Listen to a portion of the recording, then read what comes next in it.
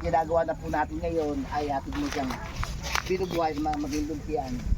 So makikita nyo, karamihan kawayan po ang ating tinatanim dito kasi nasusunog po to, taon-taon nasusunog to.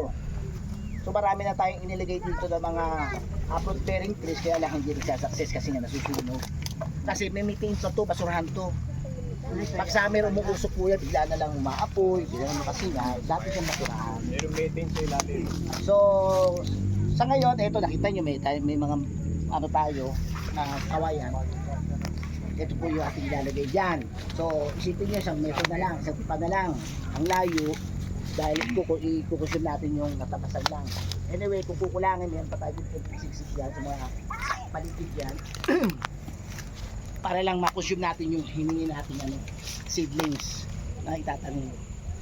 Okay, so siguro, kilala nyo na ako, pangatlong taong ko rin sa inyo. O yung iba, kung di ako nakikilala, sabihin niya, Sir, 10 na lang.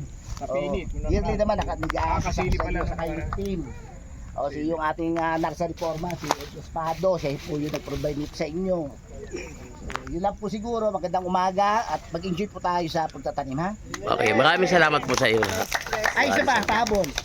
Ito po, kapag ano nyo lang to, wag ho kayo magtatanim na may plastic. Medyo kurutin nyo lang po yung ilalim, pag nakurot yung ganyan, para lumusot lang po yung ugat. Angat nyo lang ganyan. O, ilusot nyo lang ganyan. O, yan na yan. Tanim. Okay tayo ha? O, sige. Thank you. Okay, simula na. Saan kayo magsisimula? Ha?